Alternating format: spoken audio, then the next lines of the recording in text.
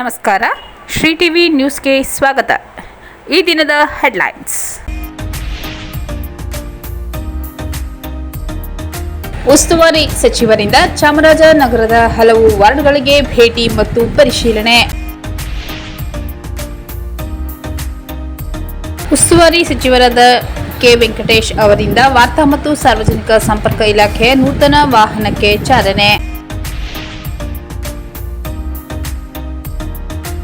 ಬುನಾದಿ ಸಾಕ್ಷರತೆ ಸಂಖ್ಯಾಜ್ಞಾನದ ಸಾಮರ್ಥ್ಯದಿಂದ ಎಸ್ಎಸ್ಎಲ್ಸಿ ಫಲಿತಾಂಶದ ಮೇಲೆ ಸಕಾರಾತ್ಮಕ ಪರಿಣಾಮ. ಜಿಲ್ಲಾ ಪಂಚಾಯತ್ ಸಿಇಒ ಮೋನಾರೋತ್.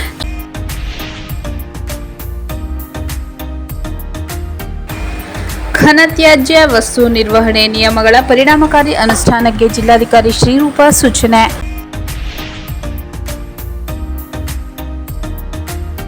ರಾಮವ್ವ ಮೂಗಪ್ಪ ಸ್ವಾಮಿ ಪ್ರತಿಮೆ ಅಳವಡಿಕೆಗೆ ಜಿಲ್ಲಾಧಿಕಾರಿಗಳಿಗೆ ಮನವಿ.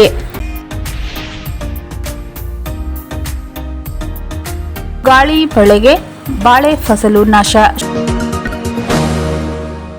ಉಸ್ತುವಾರಿ ಸಚಿವರಿಂದ ಚಾಮರಾಜನಗರದ ಹಲವು ವಾರ್ಡ್ಗಳಿಗೆ ಭೇಟಿ ಮತ್ತು ಪರಿಶೀಲನೆ. ಸಮರ್ಪಕವಾಗಿ ಕುಡಿಯುವ ನೀರು ಪೂರೈಕೆ ಮಾಡುವ ನಿಟ್ಟಿನಲ್ಲಿ ಅಧಿಕಾರಿಗಳು ಮುಂದಾಗಬೇಕೆಂದು ಜಿಲ್ಲಾ ಉಸ್ತುವಾರಿ ಸಚಿವರಾದ ಕೆ. ವೆಂಕಟೇಶ್ ಸೂಚನೆ ನೀಡಿದರು. ಕುಡಿಯುವ ನೀರಿನ ಸಮಸ್ಯೆ ಹಿನ್ನೆಲೆಯಲ್ಲಿ ಚಾಮರಾಜನಗರದ ಸೋಮವಾರಪೇಟೆ ಬಡಾವಣೆ, ಗಾಳಿಪುರ ಬಡಾವಣೆ, ಹಂದಿಜೋಗ್ರ ಕಾಲೋನಿಗೆ ಭೇಟಿ ನೀಡಿ ನಿವಾಸಿಗಳಿಂದ ಅಹವಾಲು ಆಲಿಸಿದರು. ಬೇಸಿಗೆ ಹಾಗೂ ಮಳೆಯ ಕೊರತೆಯಿಂದಾಗಿ ಕುಡಿಯುವ ನೀರಿನ ಸಮಸ್ಯೆ ತಲೆದೋರಿದ್ದು, ಜನರಿಗೆ ಕುಡಿಯುವ ನೀರಿನ ಸಮಸ್ಯೆಯಾಗದ ಕ್ರಮ ಕೈಗೊಳ್ಳಬೇಕು. ಅಲ್ಲದೆ ನೀರಿನ ಸಮಸ್ಯೆ ಇರುವ ಕಡೆ ಟ್ಯಾಂಕರ್ ಮೂಲಕ ನೀರು ಪೂರೈಕೆ ಮಾಡಬೇಕೆಂದು ಸ್ಥಳದಲ್ಲಿದ್ದ ಅಧಿಕಾರಿಗಳಿಗೆ ಸೂಚಿಸಿದರು. ಸೋಮವಾರಪೇಟೆ ಬಡಾವಣೆಯ 2ನೇ ವಾರ್ಡ್ಗೆ ಭೇಟಿ ನೀಡಿದ ವೆಂಕಟೇಶ್ ಅವರಿಗೆ ಬಡಾವಣೆಯ ನಿವಾಸಿಗಳು ಸಮಸ್ಯೆ ತೆರೆದಿಟ್ಟರು. ಬಡಾವಣೆಗೆ ಸರಿಯಾಗಿ ಕಾವೇರಿ ನೀರು ಪೂರೈಕೆ ಮಾಡುತ್ತಿಲ್ಲ. ಅಲ್ಲದೆ ನಗರಸಭೆ ವತಿಯಿಂದ ಸರಿಯಾಗಿ ಕಸ ವಿಲೇವಾರಿಯಾಗುತ್ತಿಲ್ಲ, ಚರಂಡಿಯಲ್ಲಿ ಹೂಳು ಎತ್ತಿಲ್ಲ. ಇದರಿಂದ ನೈರ್ಮಲ್ಯ ಕಾಡುತ್ತಿದ್ದು ನಿವಾಸಿಗಳಿಗೆ ತೊಂದರೆಯಾಗುತ್ತಿದೆ ಎಂದು ಅಳಲು ತೋಡಿಕೊಂಡರು. ಇದಕ್ಕೆ ಸ್ಪಂದಿಸಿದ ಸಚಿವರು ಸೂಕ್ತ ಕ್ರಮ ವಹಿಸುವಂತೆ ನಗರಸಭಾ ಅಧಿಕಾರಿಗಳಿಗೆ ಸೂಚಿಸಿದರು. ಶಾಸಕರಾದ ಸಿ. ಪುಟ್ಟರಂಗಶೆಟ್ಟಿ ಮಾತನಾಡಿ, ಈಗಾಗಲೇ ಬಡಾವಣೆಯಲ್ಲಿ 2 ಬೋರ್ವೆಲ್ ಕೊರೆಸಲಾಗಿದ್ದು ನೀರು ಬರುತ್ತಿದೆ. ಅಲ್ಲದೆ ಟ್ಯಾಂಕರ್ ಮೂಲಕ ನೀರು ಪೂರೈಕೆ ಮಾಡಲಾಗುತ್ತಿದೆ. ಅಗತ್ಯ ಇರುವ ಕಡೆ ಬೋರ್ವೆಲ್ ಕೊರೆಸಲು ಕ್ರಮ ವಹಿಸಲಾಗುವುದೆಂದರು.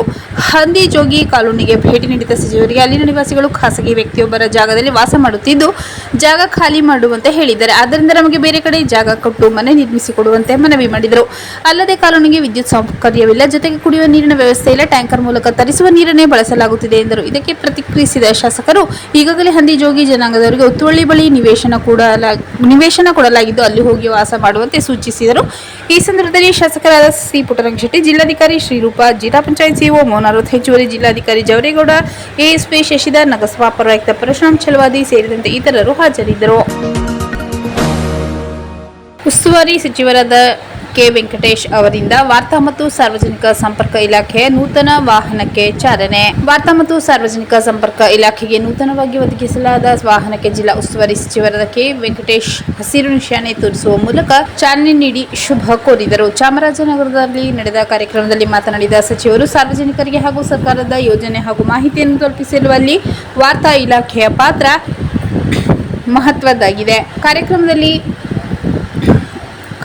ಮಹತ್ವದ್ದಾಗಿದೆ ಎಂದು ಹೇಳಿದರು. ಕಾರ್ಯಕ್ರಮದಲ್ಲಿ ಶಾಸಕರಾದ ಸಿ. ಪುಟ್ಟರಂಗಶೆಟ್ಟಿ, ಕಾಡಾ ಅಧ್ಯಕ್ಷ ಪಿ. ಮರಿಸ್ವಾಮಿ, ಜಿಲ್ಲಾಧಿಕಾರಿ ಶ್ರೀರೂಪ, ಜಿಲ್ಲಾ ಪಂಚಾಯತ್ ಸಿಇಒ ಮೋನಾರೋತ್, ಹೆಚ್ಚುವರಿ ಜಿಲ್ಲಾಧಿಕಾರಿ ಜವರೇಗೌಡ, ಜಿಲ್ಲಾ ಪೊಲೀಸ್ ವರಿಷ್ಠಾಧಿಕಾರಿ ಶಶಿಧರ್, ವಾರ್ತಾಧಿಕಾರಿ ರಮೇಶ್ ಸೇರಿದಂತೆ ಇತರರು ಹಾಜರಿದ್ದರು. ಬುನಾದಿ ಸಾಕ್ಷರತೆ ಸಂಖ್ಯಾಜ್ಞಾನದ ಸಾಮರ್ಥ್ಯದಿಂದ ಎಸ್ಎಸ್ಎಲ್ಸಿ ಫಲಿತಾಂಶದ ಮೇಲೆ ಸಕಾರಾತ್ಮಕ ಪರಿಣಾಮ. ಜಿಲ್ಲಾ ಪಂಚಾಯತ್ ಸಿಇಒ ಮೋನಾರೋತ್. ಶಾಲಾ ಶಿಕ್ಷಣ ಇಲಾಖೆ ಸಮಗ್ರ ಶಿಕ್ಷಣ ಕರ್ನಾಟಕ ಹಾಗೂ ಅಜಿಂ ಪ್ರೇಮ್ಜಿ ಫೌಂಡೇಶನ್ ಜಿಲ್ಲಾ ಸಂಸ್ಥೆ ಸಹಯೋಗದಲ್ಲಿ ಚಾಮರಾಜನಗರ ಜಿಲ್ಲಾ ಮತ್ತು ತಾಲೂಕು ಹಂತದ ಅನುಷ್ಠಾನಾಧಿಕಾರಿಗಳಿಗೆ ಮೈಸೂರಿನ ರಾಮಕೃಷ್ಣ ಆಶ್ರಮದಲ್ಲಿ ಹಮ್ಮಿಕೊಳ್ಳಲಾಗಿರುವ 2 ದಿನಗಳ ಶೈಕ್ಷಣಿಕ ಕಾರ್ಯಾಗಾರ ಉದ್ಘಾಟಿಸಿ ಮಾತನಾಡಿದ ಜಿಲ್ಲಾ ಪಂಚಾಯತ್ ಸಿಇಒ ಮೋನಾರೋತ್ ರವರು 2025-26ರ ಶೈಕ್ಷಣಿಕ ವರ್ಷದಲ್ಲಿ ಫಲಿತಾಂಶ 91% ಬಂದಿರುವುದು ಸಂತೋಷದಾಯಕ.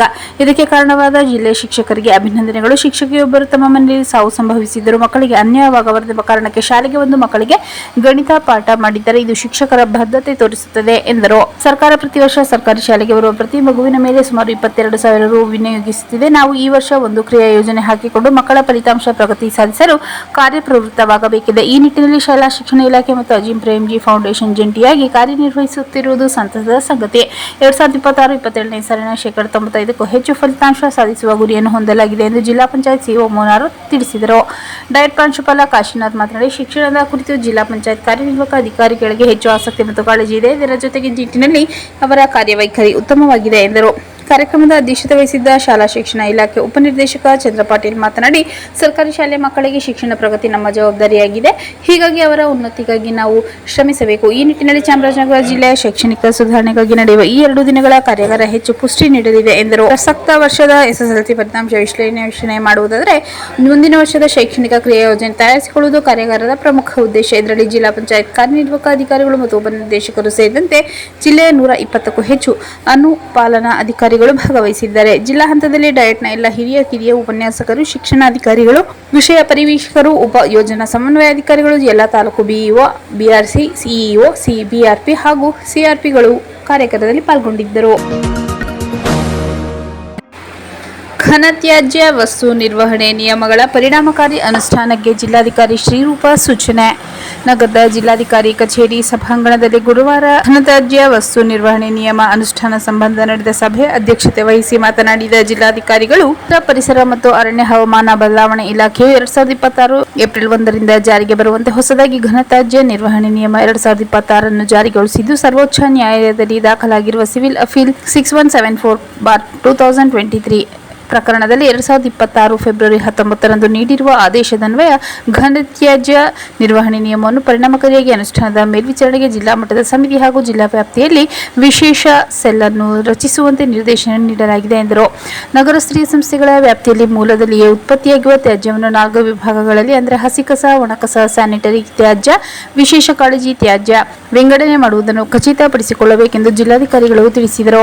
ನಗರ ಸ್ಥಳೀಯ ವಾರ್ಡ್ಗಳಲ್ಲಿ ಆರ್ಆರ್ಆರ್ ಕೇಂದ್ರಗಳನ್ನು ಸ್ಥಾಪಿಸಿ ನಾಗರಿಕರು ಬಳಸಿದ ವಸ್ತು, ಎಲೆಕ್ಟ್ರಾನಿಕ್ ಉತ್ಪನ್ನ, ಬಟ್ಟೆ, ಪುಸ್ತಕ ಮುಂತಾದವನ್ನು ಮರುಬಳಕೆ, ಮರು ಸಂರಕ್ಷಣೆಗಾಗಿ ಬಳಸಲು ಅನುಕೂಲ ಮಾಡಿಕೊಡಬೇಕು. ಮೂಲದಲ್ಲಿ ಕಸ ವಿಂಗಡಣೆ ಸ್ಥಳ ಗುರುತಿಸಿ ಜನಜಾಗೃತಿ ಮೂಡಿಸಬೇಕು. ಮರುಬಳಕೆದಾರರನ್ನು ಗುರುತಿಸಿ ತ್ಯಾಜ್ಯ ಸಂಬಂಧ ವೃತ್ತಾಕಾರದ ಆರ್ಥಿಕತೆಯ ಮೂಲತತ್ವ ಅಳವಡಿಸಿಕೊಳ್ಳುವುದಕ್ಕೆ ಪ್ರೋತ್ಸಾಹಿಸಬೇಕೆಂದು ಜಿಲ್ಲಾಧಿಕಾರಿ ಶ್ರೀರೂಪ ತಿಳಿಸಿದರು.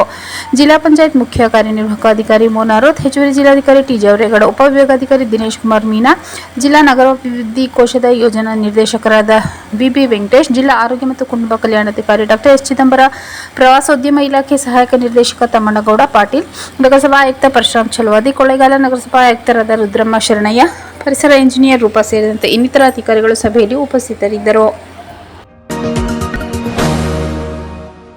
ರಾಮವ್ವ ಮೂಗಪ್ಪ ಸ್ವಾಮಿ ಪ್ರತಿಮೆ ಅಳವಡಿಕೆಗೆ ಜಿಲ್ಲಾಧಿಕಾರಿಗಳಿಗೆ ಮನವಿ. ಹನೂರು ತಾಲೂಕಿನ ಶ್ರೀ ಮಲೆಮಹದೇಶ್ವರ ಸ್ವಾಮಿ ಬೆಟ್ಟದಲ್ಲಿ ನಿರ್ಮಾಣವಾಗುತ್ತಿರುವ ನೂತನ ಮ್ಯೂಸಿಯಂನಲ್ಲಿ ಶಿವಶರಣ ದಂಪತಿಗಳಾದ ರಾಮವ್ವ ಹಾಗೂ ಶ್ರೀ ಮೂಗಪ್ಪ ಸ್ವಾಮಿಯವರ ಪ್ರತಿಮೆಯನ್ನು ಅಳವಡಿಸಬೇಕೆಂದು ಆಗ್ರಹಿಸಿ ಶ್ರೀ ಸಿದ್ದಪ್ಪ ಸ್ವಾಮಿ ಹಾಗೂ ಉಪ್ಪಾರ ಸಮುದಾಯದ ಮುಖಂಡರು ಜಿಲ್ಲಾಧಿಕಾರಿ ಶ್ರೀರೂಪ ಅವರಿಗೆ ಗುರುವಾರ ಮನವಿ ಸಲ್ಲಿಸಿದರು. ಶ್ರೀ ಮಲೆಮಹದೇಶ್ವರ ಸ್ವಾಮಿ ಬೆಟ್ಟದ ದೀಪದ ಬೆಟ್ಟದಲ್ಲಿ 108 ಅಡಿ ಎತ್ತರದ ಶ್ರೀ ಮಲೆಮಹದೇಶ್ವರ ಸ್ವಾಮಿ ಅವರ ಪ್ರತಿಮೆ ನಿರ್ಮಾಣ ಕಾರ್ಯ ನಡೆಯುತ್ತಿದ್ದು, ಇದರ ಕೆಳಭಾಗದಲ್ಲಿ ಸ್ವಾಮಿಯವರ ಇತಿಹಾಸ ಪರಿಚಯಿಸುವ ಮ್ಯೂಸಿಯಂ ನಿರ್ಮಿಸಲಾಗುತ್ತಿದೆ. ಈ ಮ್ಯೂಸಿಯಂನಲ್ಲಿ ಮಹದೇಶ್ವರ ಸ್ವಾಮಿಯವರ ಚರಿತ್ರೆ ಪ್ರಮುಖ ಸ್ಥಾನ ಪಡೆದಿರುವ ಶಿವಶರಣ ದಂಪತಿಗಳಾದ ಮಂಡ್ಯ ಜಿಲ್ಲೆ ಮಳವಳ್ಳಿ ತಾಲೂಕಿನ ಸರಗೂರು ಗ್ರಾಮದ ಶ್ರೀ ರಾಮವ್ವ ಮತ್ತು ಶ್ರೀ ಮೂಗಪ್ಪ ಸ್ವಾಮಿಯವರ ಪ್ರತಿಮೆ ಅಳವಡಿಸಬೇಕೆಂದು ಮನವಿಯಲ್ಲಿ ಒತ್ತಾಯಿಸಲಾಗಿದೆ. ಪ್ರತಿ ಅಮಾವಾಸ್ಯೆಯಂದು ಕಾಲ್ನಡಿಗೆಯ ಮೂಲಕ ಬೆಟ್ಟಕ್ಕೆ ಬಂದು ಶ್ರೀ ಮಲೆಮಹದೇಶ್ವರ ಸ್ವಾಮಿಗೆ ಎಳ್ಳೆಣ್ಣೆ ಮಜ್ಜನ ಸೇವೆ ಸಲ್ಲಿಸುತ್ತಿದ್ದ ರಾಮವ್ವ ಹಾಗೂ ಮೂಗಪ್ಪ ಸ್ವಾಮಿ ಅವರ ಸೇವೆಯನ್ನು ಸ್ಮರಿಸುವ ಉದ್ದೇಶದಿಂದ ಮ್ಯೂಸಿಯಂನಲ್ಲಿ ಅವರ ಪ್ರತಿಮೆ ಸ್ಥಾಪಿಸಬೇಕೆಂದು ಮನವಿಯಲ್ಲಿ ತಿಳಿಸಲಾಗಿದೆ. ಈ ವೇಳೆ ಶ್ರೀ ರಾಮವ್ವ ಮೂಗಪ್ಪ ಸ್ವಾಮಿ ಮಠದ ಶ್ರೀ ಸಿದ್ದಪ್ಪ ಸ್ವಾಮಿ, ಉಪ್ಪಾರ ಸಮಾಜದ ಗಡಿಕಟ್ಟೆ ಯಜಮಾನರಾದ ಜಯಸ್ವಾಮಿ, ಗೋವಿಂದ ಶೆಟ್ಟಿ, ಕಾವೇರಿಪುರ ಮಹದೇಶ್ ಶೆಟ್ಟಿ, ಬಂಗಾರ ಶೆಟ್ಟಿ, ನಾಗರಾಜ್ ಕಾಂದಳ್ಳಿ, ಮಾದೇಸ್ವಾಮಿ ಸೇರಿದಂತೆ ಹಲವು ಮುಖಂಡರು ಉಪಸ್ಥಿತರಿದ್ದರು. ಗಾಳಿ ಮಳೆಗೆ ಬಾಳೆ ಫಸಲು ನಾಶ. ಶುಕ್ರವಾರ ತಡರಾತ್ರಿ ಸುರಿದ ಭಾರೀ ಗಾಳಿ ಮಳೆಗೆ ಬಾಳೆ ಫಸಲು ನಾಶವಾಗಿದೆ. ತಾಲೂಕಿನ ಉಮತ್ತೂರು ಗ್ರಾಮದ ಶಿವಣ್ಣ ಎಂಬುವರಿಗೆ ಸೇರಿದ ಬಾಳೆ ಫಸಲು ಶುಕ್ರವಾರ ರಾತ್ರಿ ಸುರಿದ ಗಾಳಿ ಮಳೆಗೆ ಸಂಪೂರ್ಣವಾಗಿ ನೆಲಕ್ಕುರುಳಿ ಲಕ್ಷಾಂತರ ರೂಪಾಯಿ ನಷ್ಟವಾಗಿದೆ. ಇವರು 1.5 ಎಕರೆ ಜಮೀನಿನಲ್ಲಿ ಹಾಕಲಾಗಿದ್ದ 1,500 ಬಾಳೆ ಕಟ್ಟೆಯಲ್ಲಿ ಕಟಾವಿಗೆ ಬಂದಿದ್ದ ಸುಮಾರು 900 ಬಾಳೆ ಮುರಿದು ಮಣ್ಣು ಪಾಲಾಗಿದ್ದು, ಇದರಿಂದ ಲಕ್ಷಾಂತರ ರು ಸಾಲ ಮಾಡಿ ಬೆಳೆದಿದ್ದ ಫಸಲು ನಾಶವಾಗಿದ್ದು, ರೈತರು ಸಂಕಷ್ಟಕ್ಕೆ ಸಿಲುಕಿದ್ದಾರೆ. ಆದ್ದರಿಂದ ಸಂಬಂಧಪಟ್ಟ ಇಲಾಖೆ ಸೂಕ್ತ ಪರಿಹಾರ ನೀಡಬೇಕೆಂದು ಆಗ್ರಹಿಸಿದ್ದಾರೆ. ಶಿವಣ್ಣವರ ತೋಟದಲ್ಲಿದ್ದ ಪಂಪ್ಸೆಟ್ ಮನೆಯ ಛಾವಣಿ ಸಹ ಗಾಳಿಗೆ ಹಾರಿ ನೆಲಕ್ಕೆ ಬಿದ್ದಿದೆ. ಮತ್ತೊಮ್ಮೆ ಮುಖ್ಯಾಂಶಗಳು. ಉಸ್ತುವಾರಿ ಸಚಿವರಿಂದ ಚಾಮರಾಜನಗರದ ಹಲವು ವಾರ್ಡ್ಗಳಿಗೆ ಭೇಟಿ ಮತ್ತು ಪರಿಶೀಲನೆ. ಉಸ್ತುವಾರಿ ಸಚಿವರಾದ ಕೆ. ವೆಂಕಟೇಶ್ ಅವರಿಂದ ವಾರ್ತಾ ಮತ್ತು ಸಾರ್ವಜನಿಕ ಸಂಪರ್ಕ ಇಲಾಖೆಯ ನೂತನ ವಾಹನಕ್ಕೆ ಚಾಲನೆ. ಬುನಾದಿ ಸಾಕ್ಷರತೆ, ಸಂಖ್ಯಾಜ್ಞಾನದ ಸಾಮರ್ಥ್ಯದಿಂದ ಎಸ್ಎಸ್ಎಲ್ಸಿ ಫಲಿತಾಂಶದ ಮೇಲೆ ಸಕಾರಾತ್ಮಕ ಪರಿಣಾಮ. ಜಿಲ್ಲಾ ಪಂಚಾಯತ್ ಸಿಇಒ ಮೋನಾರೋತ್.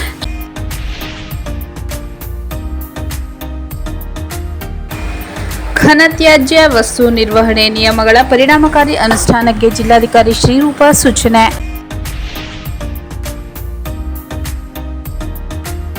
ರಾಮವ್ವ ಮೂಗಪ್ಪ ಸ್ವಾಮಿ ಪ್ರತಿಮೆ ಅಳವಡಿಕೆಗೆ ಜಿಲ್ಲಾಧಿಕಾರಿಗಳಿಗೆ ಮನವಿ.